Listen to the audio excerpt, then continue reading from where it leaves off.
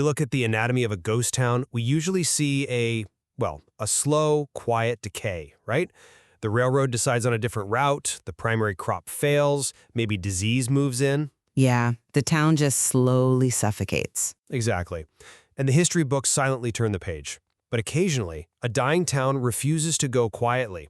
Sometimes it looks up into the sky and, pulls down a miracle. Or at least a story so spectacular that it forces the world to look its way. Right. Today we are examining Aurora, Texas, where on April 17, 1897, a quote-unquote cigar-shaped airship reportedly crashed into Judge J.S. Proctor's Windmill. And according to the local lore, that crash left behind scattered debris of an unknown metal and a pilot described explicitly as not of this world, who was then buried right there in the local cemetery. Yeah, it's a wild story. So the central question before us today is this. Was the Aurora incident a genuine physical encounter with an unexplained craft, or was it an elaborate psychosocial phenomenon? I will argue that this event was a complete fabrication, a desperate hoax fueled by a dying town and the sensationalist journalism of that era. And I will argue that the specific, localized physical footprint left behind, including, well water contamination, ground-penetrating radar results, and deeply corroborated accounts, strongly suggest a real physical anomaly occurred on that farm. Let's dive right in. As a historical journalist, I always have to look at the macro environment first. You really cannot separate the Aurora incident from what was happening across the entire United States between November 1896 and May 1897. The Great Airship Wave. Exactly. During this 6-month window, there were an estimated 100,000 sightings of mystery airships. I mean, this was an era of intense, almost feverish technological anticipation. Right. People were primed for it. Absolutely. The public was reading Jules Verne's science fiction. They were following the early, highly publicized flight experiments of Samuel Pierpont Langley. I think the best way to understand this is to look at our modern era with artificial intelligence. Oh, that's an interesting comparison. Yeah, because right now AI is advancing so rapidly that the general public doesn't entirely know where the line between real science and science fiction is drawn anymore. If someone tells you today that an AI just wrote a symphony or hacked a bank, you're primed to believe it, right? Sure, the plausibility is there. Exactly. In 1897, the public was primed to believe in secret inventors conquering the skies. Newspapers, desperate for readership on slow news days, engaged in yellow journalism, publishing incredibly wild, speculative stories just to boost circulation. The cultural atmosphere was undeniably primed for tall tales. That context is incredibly important. It is the entire foundation of the event. And then, you look at Aurora specifically. The research of former Aurora Mayor Barbara Brammer paints a very grim, very human picture of this town in early 1897. It was basically collapsing. Totally. Aurora had a population of about 3,000, but it was on the brink of total existential ruin. Their economic lifeblood, the cotton crop, had just been wiped out by a boll weevil infestation. A catastrophic fire had destroyed the west side of the town, claiming lives and businesses. Yeah, and immediately following that, a spotted fever epidemic hit, forcing a strict quarantine. And the final crushing blow, a planned railroad that would have economically saved them, bypassed the town by 27 miles. Which was a death sentence for a town back then. Exactly. This wasn't just a sad town, it was a desperate one. Enter S.E. Hayden, a local resident, a correspondent for the Dallas Morning News, and crucially, a known local jokester. He fabricated this story of an otherworldly pilot crashing into Judge Proctor's Windmill as a last-ditch effort to attract attention, bring in tourists, and perhaps lure a railway station to save his dying home. I come at it from a different way. Oh? Dismissing the entire event purely as a sociological phenomenon or, a desperate newspaper hoax, it ignores the enduring physical legacy left in Aurora. A legacy that a mere joke in a newspaper simply wouldn't produce. But what legacy exactly? It's mostly stories. Well, if we look at the subsequent investigations, starting with the 1973 Mutual UFO Network or MUFON investigation, they didn't just uncover folklore, they found living witnesses. Right, decades later. Yes, but they located Mary Evans, who was 15 at the time, and who distinctly remembered her parents visiting the crash site. More compellingly, they interviewed Charlie Stevens, who was 10 years old in 1897. Okay, 10 years old. Right, and he specifically recalled seeing an airship trailing smoke as it headed north toward Aurora in the daylight. He then recalled his father riding into town the next day and finding actual physical wreckage. See, that is a fascinating piece of oral history, but we have to treat it with journalistic scrutiny. Of course, but the oral history is anchored to a physical location with a very dark, tangible history. The craft was reportedly made of an unknown metal, a mix of aluminum and silver. The debris was dumped into the well under the destroyed windmill. The famous well. Exactly. Fast forward to around 1945. A man named Brawley Oates buys the property. He decides to clean out the old debris from the well to use it as a reliable water source. Shortly after, he develops an incredibly severe, crippling case of arthritis, which he explicitly blamed on the contaminated water from that wreckage. That's a massive leap to blame it on the water, though. Well, it was so medically severe that in 1957, he took the extreme step of sealing a vital water well entirely with a heavy concrete slab. A newspaper hoax designed to sell copies does not leave a century-long trail of localized physical anomalies, severe medical afflictions, and an unmarked grave. So if I'm hearing your argument correctly, you are anchoring this physical anomaly theory heavily on eyewitness testimony, specifically the memories of people like Charlie Stevens, to validate the physical wreckage. It's a foundational part of the evidence, yes. I have to push back on this. Look, I've got 2 kids myself, and let me tell you, when my 10-year-old tells me about something they saw, their imagination frequently fills in the gaps. Well, sure, kids have imaginations, but take a 10-year-old's memory and stretch it across a 70-year gap to the 1970s. Memory is incredibly malleable. But beyond just memory degradation, I look to the research of sociologist Robert E. Bartholomew. He extensively studied the 1896 to 1897 airship wave and highlighted the autokinetic effect. the visual illusion? Exactly, but we need to explain why it happens. In unstructured, ambiguous visual situations, the human brain desperately looks for an anchor. If I put you in a pitch-black room with a single, tiny LED light blowing on the wall, within a few minutes, your brain loses its spatial reference. Right, because there's no background. Exactly. Your eye naturally twitches. These are called microsaccades. Because you have no background to anchor the light, your brain interprets that tiny eye twitch as the light darting rapidly across the room. It is a biological glitch. Okay, but Wait, let me just finish this thought.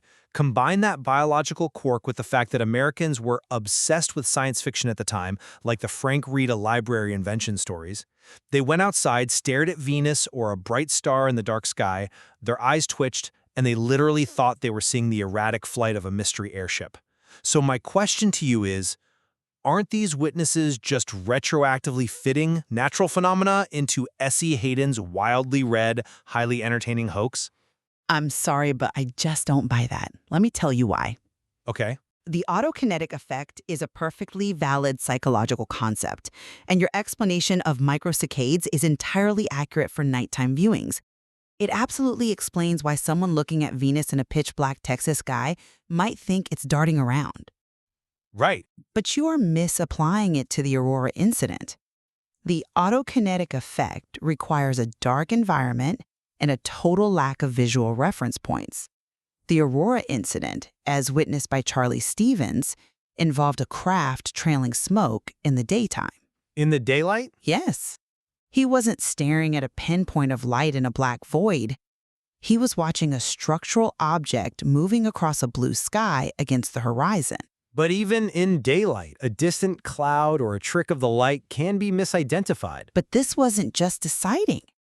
It culminated in a physical crash site on a farm, an event that reportedly destroyed a water tank, decimated a flower garden, and left behind tons of physical debris. Supposedly left behind debris. Right.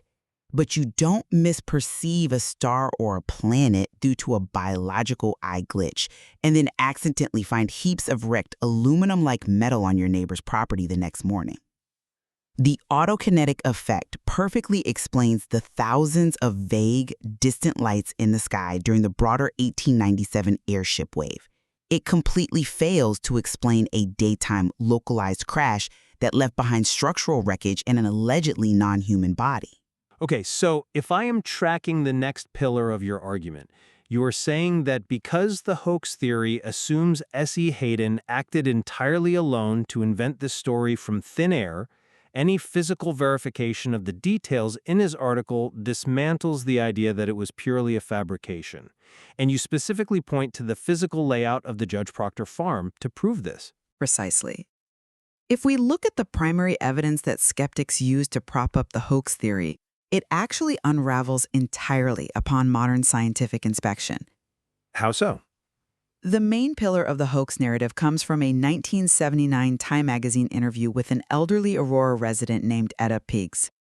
She claimed S.E. Hayden made the whole thing up, and what was her definitive proof? She stated on the record that Judge Proctor never even had a windmill on his property. Ah, right, the missing windmill? Exactly. For decades, skeptics used her statement as the final nail in the coffin. No windmill, no crash. Ergo, a total hoax.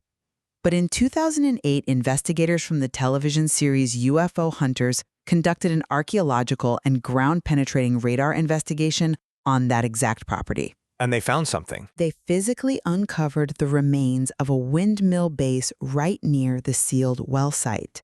If the primary proponent of the hoax theory was provably wrong about the fundamental physical layout of the crash site, doesn't that unravel the absolute certainty of your hoax narrative? That's an interesting point, though I would frame it differently. Go ahead. I will concede that Etta Pig was wrong and that Judge Proctor did indeed have a windmill on his property. However, look, finding the base of a windmill on a 19th century Texas farm is about as statistically probable as finding a tractor on a farm today. Well, sure, it was common. It was the absolute standard technology for pumping water in rural, arid areas. Finding a windmill base confirms that Judge Proctor had a functioning farm. It does not serve as proof that an extraterrestrial craft crashed into it. It may not prove a spaceship, but it utterly disproves the primary skeptic's foundation. It shows the historical article contained factual, verifiable local details. It corrects a minor historical detail, yeah, but it doesn't validate the extraordinary claim of a flying saucer. And as a journalist, I have to look at how journalists behave, especially 19th century sensationalists. Which was a very different landscape. Extremely different. S.E. Hayden never wrote a follow-up article, not a single word. He explicitly announced in his original dispatch that the alien pilot would be buried at noon the next day. But he didn't write a follow-up to cover the funeral. Maybe he got what he wanted out of the first piece. But if a genuine, unprecedented craft crashed in your town, and you had a body not of this world, a journalist would milk that story for weeks, if not years. It would be the greatest scientific discovery in human history. The absolute silence from S.E. Hayden after the initial publication speaks volumes. It strongly indicates it was a one-off joke that he abandoned once it served its purpose, or perhaps once it got too out of hand. So, if I can summarize your position on the physical evidence, you are suggesting that the physical artifacts either have entirely mundane, statistical explanations like the windmill, or that the evidence is suspiciously absent whenever we actually try to apply rigorous scientific testing to it. Yes, exactly. And let's look closely at the two most famous pieces of physical evidence, the well and the grave.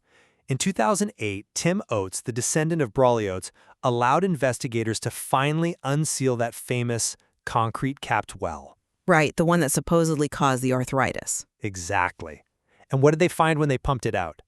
No alien debris, no futuristic alloys, just water and some mud. And let's look at the cemetery. Back in the 1970s, MUFON investigators got anomalous metal detector readings over the supposed alien grave. Which was a significant finding. Until, mysteriously, the original headstone vanishes, and someone inserts a 3-inch metal pipe deep into the ground, permanently ruining any future metal detector readings. Isn't this like a classic magic trick? A magic trick? Yeah, you know, the magician shows you the coin, but right before you open his hand to inspect it closely, it somehow manages to disappear.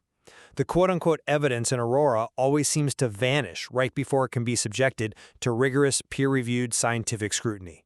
That's a compelling argument, but have you considered that the absence of large structural debris today does not negate the events of the past? How so? It was explicitly stated in local histories that past owners over the decades had cleaned out the large pieces of metal from that well to sell for scrap or simply to clear the blockage. But more importantly, you are mischaracterizing the 2008 well water tests. I mean, they didn't find ship parts. No, but they did not find just water. Laboratory tests confirmed abnormal, highly elevated amounts of aluminum in that well water. Now, cross-reference that empirical finding with S.E. Hayden's original 1897 article. He described the ship's metal as resembling somewhat a mixture of aluminum and silver. Trace aluminum isn't exactly a smoking gun, though. Today it isn't, but we have to remember the context of 1897. As an engineer, I can tell you aluminum wasn't cheap soda cans and foil back then. The industrial method to extract it, the Hall-Héroult process, was only invented in 1886. Really? That recently? Yes. Just a decade prior to this crash, aluminum was considered a precious metal, sometimes valued more than gold or silver. The Washington Monument was capped with aluminum because it was an exotic, highly prized material. Oh, wow. I actually didn't realize that. Yeah, so for a rural Texas prankster to randomly guess the exact chemical contaminant, a rare exotic metal for that era, that would be scientifically verified in that specific well over a century later. I mean, that is mathematically staggering. The aluminum presence is definitely an intriguing data point. I'll give you that. But aluminum is also highly abundant in the Earth's crust. Over the span of a century, old farming equipment, degraded pipes, or general refuse dumped in a well could easily account for a spike in aluminum levels. But it aligns perfectly with the historical text. Furthermore, you mentioned the disappearing evidence at the grave and the metal pipe. While the insertion of that pipe was an obvious tampering event, it didn't stop the science. The 2008 investigation utilized ground-penetrating radar, Which isn't an X-ray. I mean, it doesn't show a skeleton. hit boundaries between different materials, like undisturbed soil versus soil that was dug up and refilled. The waves bounce back at different speeds. Okay, so it shows density changes. Exactly. The GPR doesn't show a picture of a body. It shows the precise stratigraphy of the Earth. And that radar confirmed a severe soil disturbance, a badly deteriorated, unmarked grave from the 1890s in the exact location the legend claims the pilot is buried. A disturbance, sure. The grave exists. The evidence hasn't magically disappeared like a coin trick. The Cemetery Association's consistent legal refusal to allow an exhumation is what prevents definitive scientific closure. The evidence is simply being legally protected from scrutiny, leaving the physical hypothesis entirely viable. We have unpacked a tremendous amount of history and science here. As we step back to look at the entire picture, my view remains that the Aurora crash of 1897 is best understood as a fascinating, brilliant piece of socio-psychological history. It's definitely a cultural touchstone. Right. When you examine the macro environment, you see a town facing absolute economic ruin, plagued by fatal disease, and devastated by the loss of the railroad. Combine that profound, existential local desperation with a national media frenzy over fictional airships, and you have the perfect recipe for S.E. Haddon's legendary fabrication. The perfect storm for a story. Exactly. The details he chose, the alien pilot, the advanced metal, they functioned as a reassuring symbol of human technological dominance and wonder during a highly stressful era. Finding a standard windmill base or trace amounts of aluminum in a farm well does not bridge the monumental gap between a 19th century newspaper tall tale and a genuine interstellar visitation. The story of Aurora is ultimately the story of human resilience. It is a testament to the power of myth to keep a dying town alive in the public imagination for over a century. And as we conclude, I will say that while the cultural hysteria and the desperation of 1897 are undeniable factors, they simply cannot neatly explain away the localized physical footprint in Aurora. We cannot ignore the profound convergence of the physical evidence. It's certainly a unique footprint. It is. You have an 1897 text mentioning an aluminum-like metal intersecting perfectly with a 2008 scientific discovery of high aluminum in the exact sealed well described in the lore. You have the archaeological discovery of the disputed Windmill base, totally refuting the primary skeptic of the case. And you have ground-penetrating radar confirming the soil stratigraphy of an unmarked 1890s grave exactly where the legend claims the pilot is buried. It's quite the list. Right? While a hoax is a convenient psychological explanation, it requires us to dismiss corroborated eyewitness accounts of daylight sightings and the severe, localized physical illness of Brawley Oates.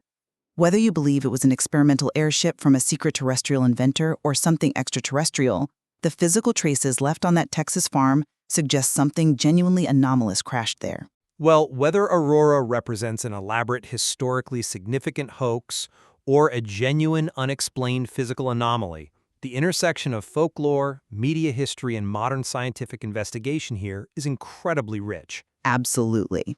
There is certainly much more to explore in the historical records of the 1897 airship wave, and we leave the listener to examine the evidence and decide for themselves. It really challenges how we separate historical fact from historical fiction. If you're listening to this and rolling your eyes at the idea of a 19th century UFO, I get it. But look at what happens when you actually test the soil and dig into the history. Exactly. It brings us back to that dying town. Most ghost towns fade away quietly when the railroad passes them by, but Aurora looked up, caught something in the sky, and ensured that well over a century later, we are still debating their story.